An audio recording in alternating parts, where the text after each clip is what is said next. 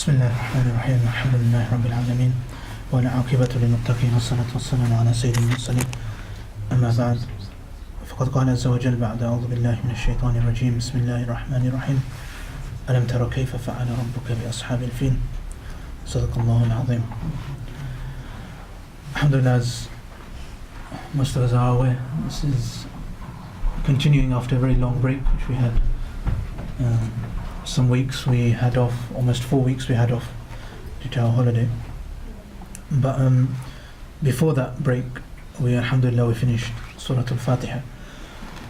And the reason we went through Surah Al-Fatiha was very obvious, because on a daily basis, repeatedly, we'll be reciting Surah Al-Fatiha.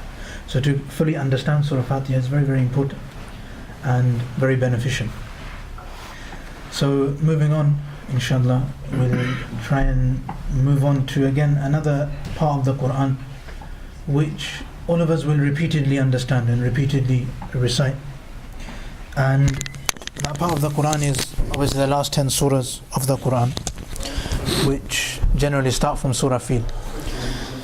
And today I've not made any handouts like normal. The reason is because today is very basic, so it's a very basic understanding of the transition which happens in Surah, in the last juz of the Qur'an, and also it's a very basic story. So if we want to make notes, we can easily make notes, but we can easily understand what the story is that's going on. It's a very famous story, most of us are already aware. And most importantly is that in Juz Amma, generally when we start reciting it, we start from Amma yatasa'alun and in Naba'il Azim, and then these surah generally they're filled with the Allah subhanahu wa ta'ala talks about His greatness, His ability to create things. There's a lot of talk about Jannah and there's a lot of talk about Jahannam and Tawheed and the Akhirah. This is what generally is emphasized on. Whenever we come and hear a surah which is familiar from the Juz Amma, it will be about Akhirah or Tawheed. So when we carry on وَالنَّازِعَاتِ غَرْقًا, then we carry on Abasa wa Tawalla, generally is full of the greatness of Allah. Then we have all these إِذَا السَّمَاءُ انشَقَّتْ إِذَا السَّمَاءُ انفَطَرَتْ إِذَا الشَّمْسُ. All of these are Qiyam. إِذَا gives the meaning of when something happens suddenly. So إِذَا الشَّمْسُ كُوِّرَتْ, when the sun is suddenly folded up. So all of these things talk about Qiyamah and death coming and the stuff which happens after death. So this is generally the whole theme of Surah. In fact, if we look just before Surah Al-Feel, وَيْلٌ لِكُلِّ هُمَزَةٍ لُمَزَةٍ الَّذِي جَمَعَ مَالًا وَعَدَّدَ يَحْسَبُ أَنَّ مَالَهُ. He talks about the punishment which is there for a specific person. It's a very specific punishment. And then after this, he gives almost one of the most scary descriptions of Jahannam we have throughout the Qur'an. This is just before the last 10. So this is the general theme of the whole of Juz Amma, from the beginning all the way till Waylun Likulli. But as soon as last 10 start, from Surah Al-Feel all the way to the end, we have a very, very easily identifiable change. This is why we have chosen to start from Surah Al-Feel, is because it's very easy to identify with it. And there's a nice pattern. Surah Al-Feel to Surah Nas is almost one argument, the whole thing. All 10 surahs are just trying to prove one simple point. And it's a very concise argument. Obviously we're not really I can't really explain that to us until we've been through the translation and know what they're all about. But at the end of that, we'll definitely do an overview of that argument which Allah subhanahu wa ta'ala makes here. The transition which we'll notice, the big change we'll notice, is that before it's talking about Akhirah, Qiyamah and Tawheed. But now Surah Al-Feel all the way to the end, we notice that when Allah subhanahu wa ta'ala talks about, for example, Tawheed, Allah created the sky, Allah created everything, He created all the fruits, all of these blessings of Allah. Or Allah talks about this, the severity of Qiyamah. Then we don't usually have a context. We don't have a context behind the day of Qiyamah, why it was revealed, why did Allah talk about Tawheed, because that's so inherent to Islam. There wasn't a specific context behind most of the surah. At the end we'll notice Surah Feel, Surah Quraysh, all of these, all the way to the end, they all have a specific context, all of them. And they all are very closely attributed to the seerah of the Prophet ﷺ. This is something we notice in the last 10 surahs. Either there's an incident which happens, or somebody does something, and that's why these surahs come down. Surah Feel, a lot of it addresses the actions of the Quraysh, and obviously it's an incident which happened just before the birth of the Prophet ﷺ. Surah Quraysh relates to the Quraysh, لِإِلَافِ Quraysh. Obviously it's addressing the Quraysh.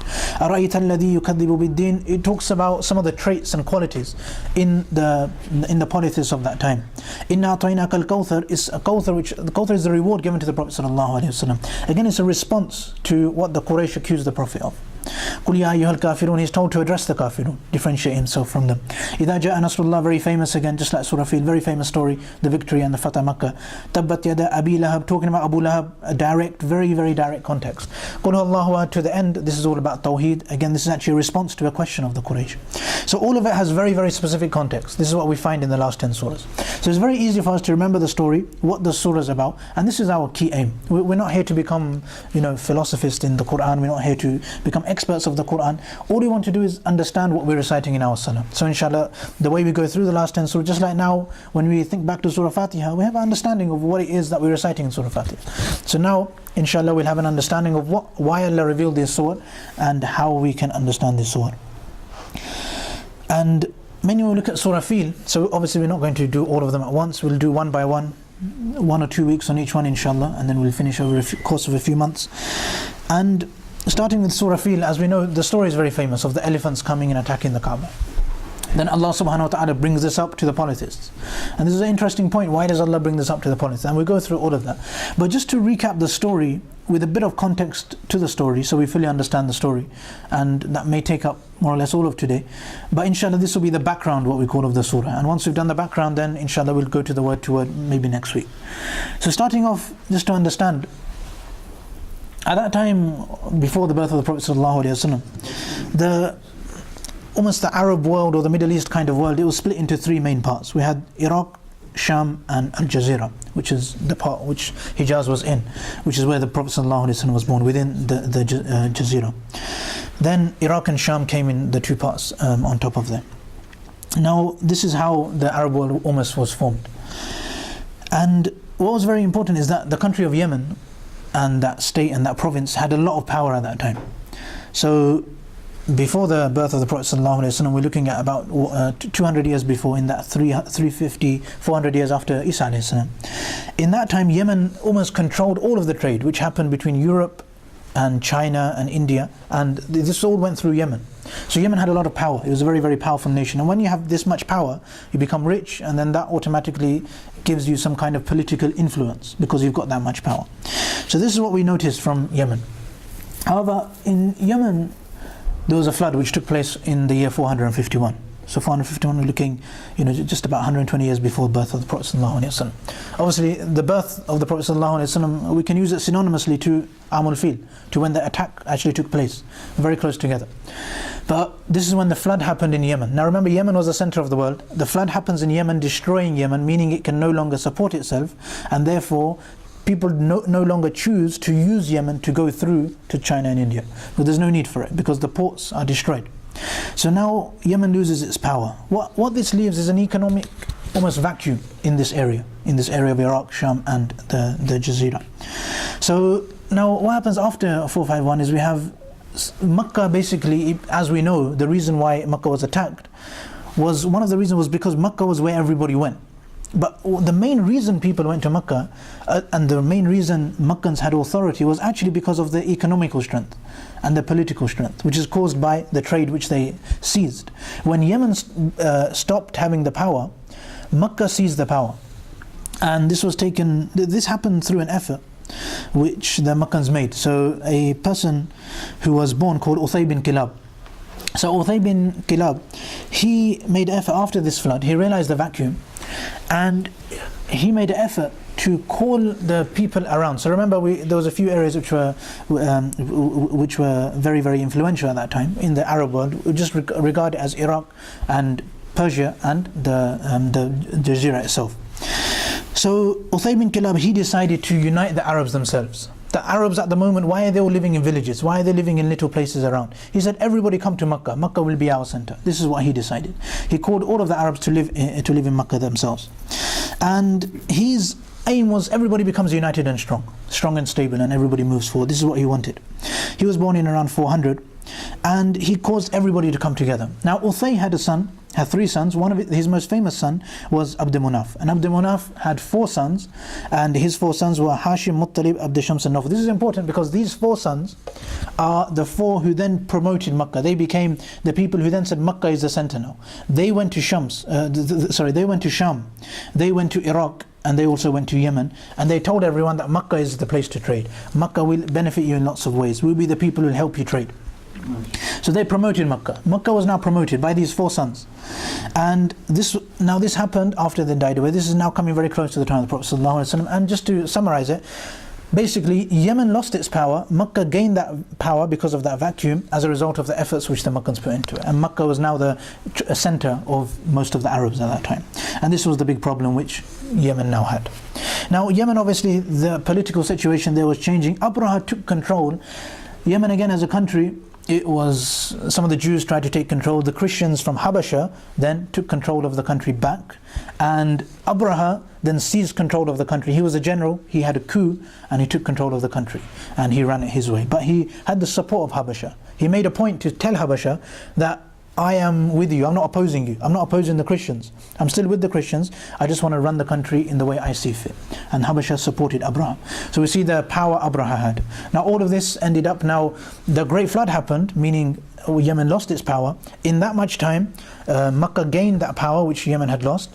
And now what had happened is Abraha now decided that Yemen, we had all the power. Remember, our forefathers had the power, and we've now lost that power.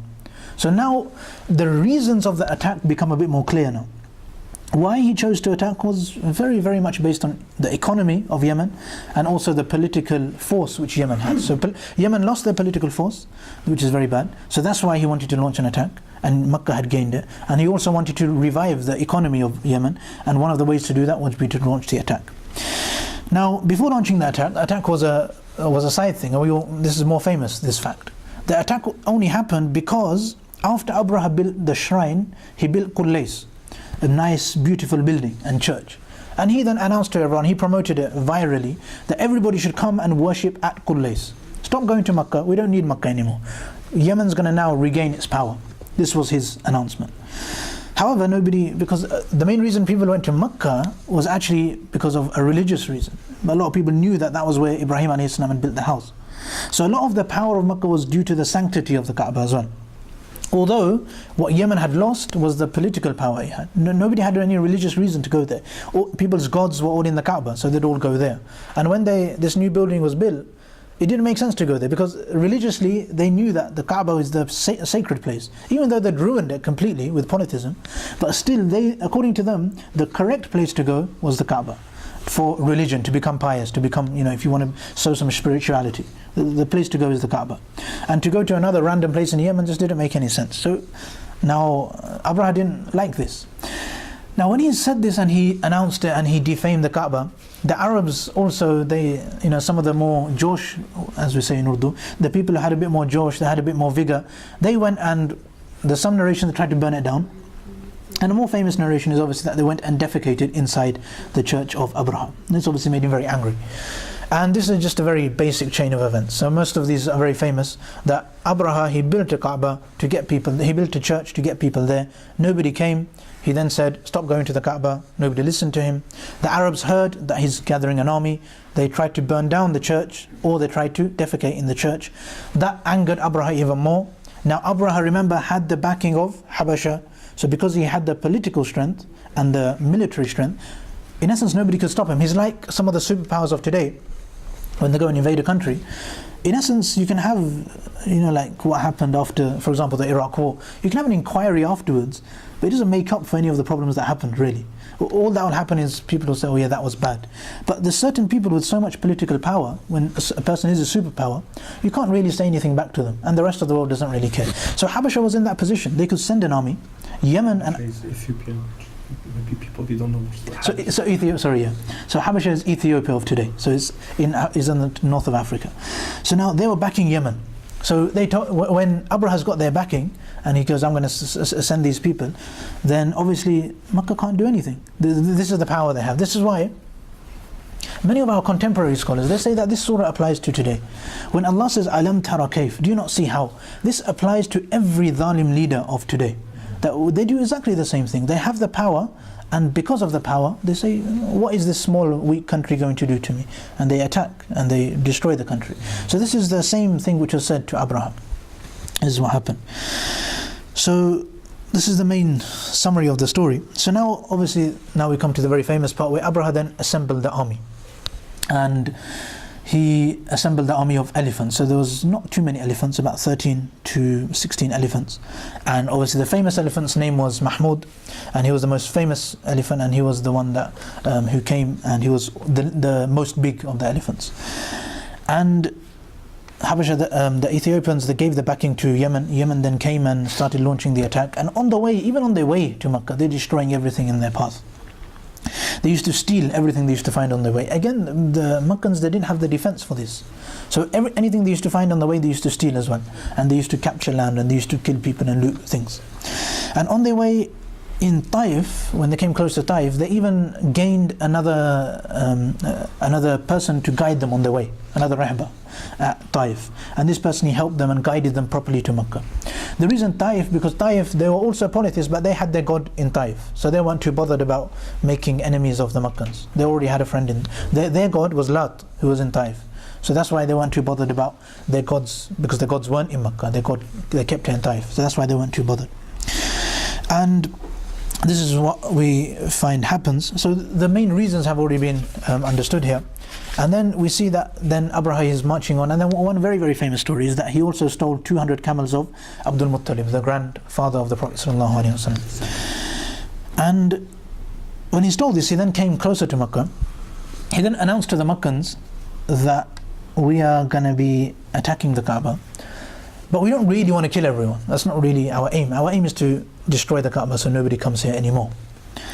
So what they said is that we'll speak to the negotiators, the people in charge. So Abdul Muttalib came and spoke to him.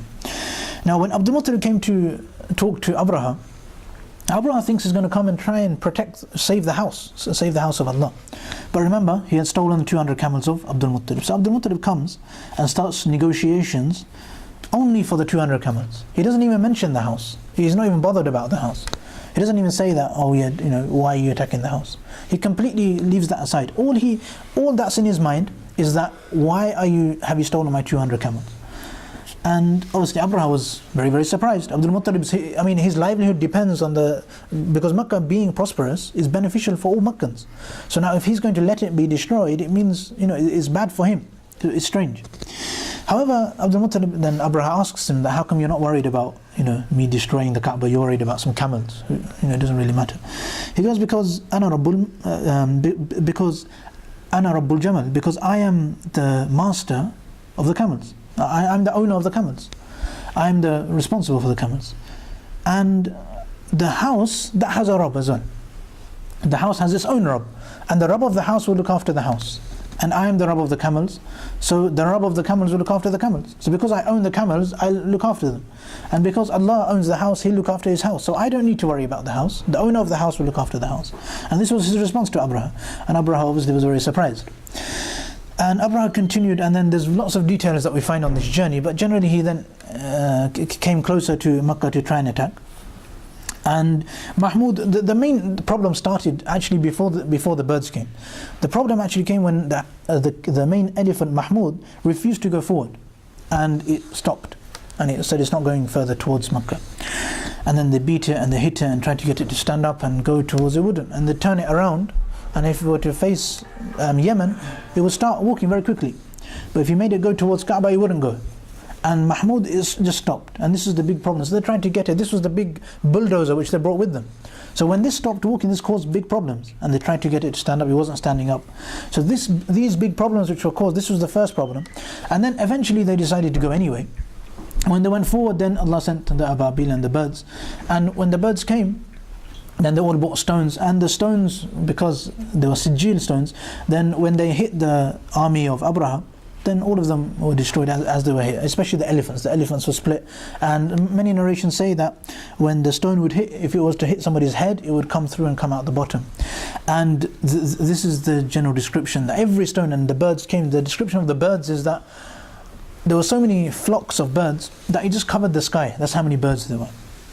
And the description of the army is that they were destroyed by the stones, small little stones which it came to drop on them. And then obviously as a result of this, the army couldn't continue. Abraha himself didn't die straight away. So Abraha was the big fitna, he's the one that caused the problem. So he survived all the way till very close to Yemen. But because of the stone hitting him, pain was so much that he ended up dying as a result of that wound. but he survived and was in pain all the way back to Yemen. This is what the narrations tell us. So the story is very famous, and it's important for us to know the story before we come into the word-to-word translation. When Allah talks about how this benefits the Quraysh, and Allah addresses the Prophet ﷺ, you know, Alam tara kayfa fa'ala rabbuk, how your Lord dealt with Ashab al-Fil, the people of the elephant. And the word-to-word translation has a lot of benefits as well. But obviously, inshallah, for that we'll have handouts as well. That would be very beneficial. And also we'll go into more detail, and we'll do that next week, inshallah. This week, all I wanted to really do was just introduce the 10 surahs.